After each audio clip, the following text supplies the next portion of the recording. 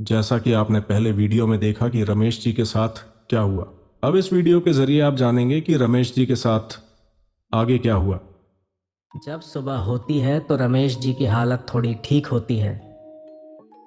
फिर वो बताते हैं कि कल जब मैं बाजार से आ रहा था तो गांव के रास्ते में महुआ बागान पर साइकिल से गिर गया और बेहोश हो गया। कुछ देर बाद मुझे होश आया। होश आने के बाद मैं उठा और मेरी नज़र एक महुआ के पेड़ पर पड़ी। उस पेड़ से कुछ तेज़ रोशनी निकल रही थी। रोशनी बढ़ने लगी और एक महिला में बदल गई। दुल्हन जैसी दिखने वाली एक महिला ने ढेर सारे गहने पहन रखे थे। वो मुझे देखकर हंस रही थी और मेरी तरफ आ रही थी। उस महिला को अपनी तरफ आते देख मैंने अपने सारे कपड़े उतार दिए और उसे गाली देने लगा। जब मैंने अपने कपड़े उतारे और उसे गाली दी तो वो महिला पीछे हटने लगी और गायब हो गई। रमेश जी के मुंह से ये सब सुनकर उनकी पत्नी का दिमाग खराब हो जाता है। वो डर जाती है और अपने पति रमेश जी को लेकर गांव के मंदिर में जाती है।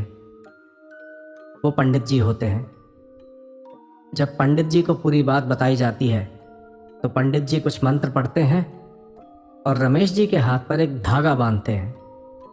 फिर रमेश जी और उनकी पत्नी घर आ जाते हैं। फिर रात हो जाती है। रमेश जी खाना खाते हैं और सोने चले जाते हैं। सोने के बाद रमेश जी को एक सपना आता है और सपने में वो उसी औरत को देखते हैं और कहते हैं मेरे साथ चलो। ये सपना देखकर रमेश जी डर जाते हैं और अपनी पत्नी से कहते हैं कि वो औरत मेरे सपने में आई थी और मुझे अपने साथ चलने को कह रही थी। रमेश जी की पत्नी डर जाती है। उनकी पत्नी सोचती है कि ये कोई गंभीर मामला है, पंडित जी से कुछ नहीं होगा, हमें किसी तांत्रिक बाबा के पास जाना पड़ेगा। ये सोचते हुए सुबह होते ही उनकी पत्नी अपने पति रमेश जी को लेकर गांव के श्मशान में जाती है। श्मशान में एक बाबा बैठे हुए थे। रमेश जी की पत्नी बाबा को देखती है और अपने पति के साथ बाबा के पास आती है और तांत्रिक बाबा को बताती है सब कुछ। तांत्रिक बाबा सारी बात सुन लेता है और रमेश जी के सिर पर हाथ रख देता है।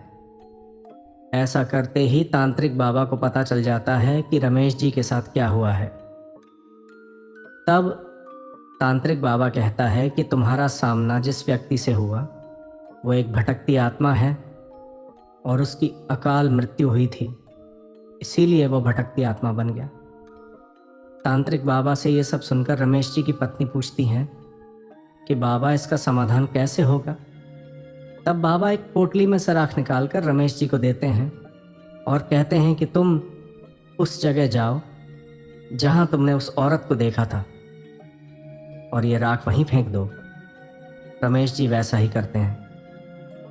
रमेश जी वो राख वहीं फेंक देते हैं जहां उन्होंने उस औरत को देखा था। फिर वो औरत रमेश जी के सपनों में दोबारा कभी नहीं आई। लेकिन आज भी जब रमेश जी को वो घटना याद आती है तो वो अंदर से कांप उठते हैं और जब भी वो बाजार जाते हैं तो शाम होने से पहले अपने गांव वापस आ जाते हैं। तो ये थी रमेश जी की कहानी। डायरेक्टर आनंद बोस। धन्यवाद। सच्ची रोचक कहानी सुनने के लिए कृपया चैनल को सब्सक्राइब करें। धन्यवाद।